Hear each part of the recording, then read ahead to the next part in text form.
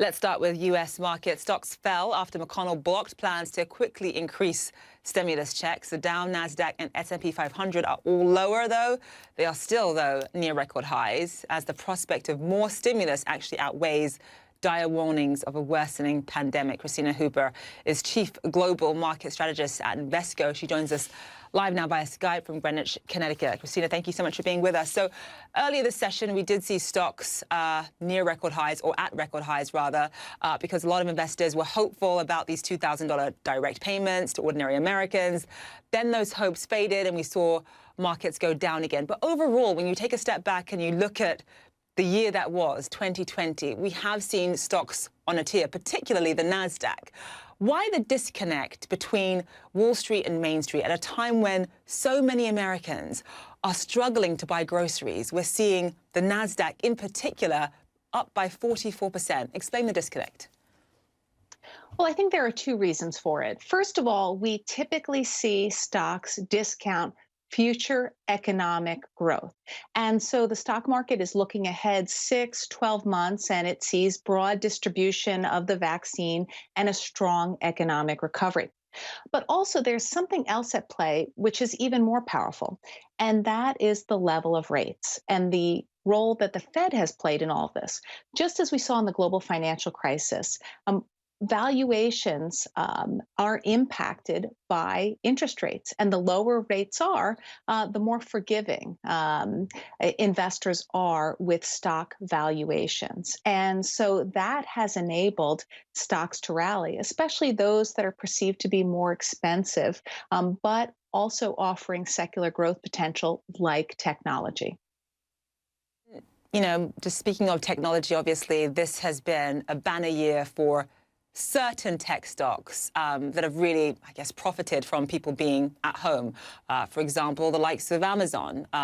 Zoom has also done relatively well as well. What happens when there's a vaccine? What happens to the NASDAQ, to various tech stocks when the vaccine comes out and eventually life returns to normal, people start working from the office again?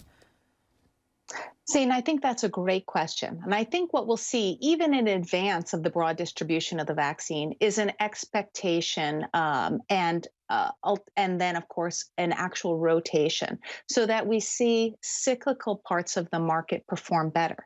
But that doesn't mean that tech will be left behind. In fact, a lot of the trends that we saw during the pandemic were present before the pandemic, but just accelerated, like online shopping.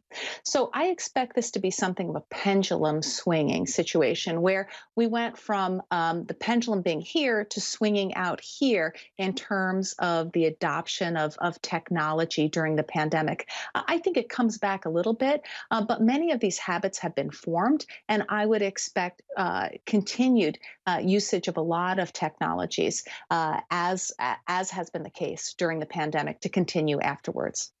We've talked a lot this year about a K-shaped economic recovery. Obviously, America is extremely divided just in terms of wealth and income. And obviously, there are certain sectors of the population in this country that are suffering a lot more because of the pandemic than others. In fact, certain wealthy people are actually doing relatively okay. Some people are even thriving this year.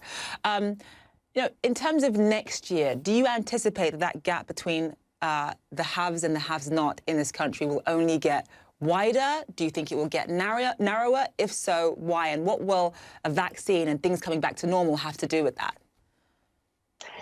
Both. But there's a sequence to it. I expect it to widen early in 2021 because the same conditions are present that were present in 2020 in terms of some parts of the economy being hit hard. And of course, many lower income Americans are impacted by that.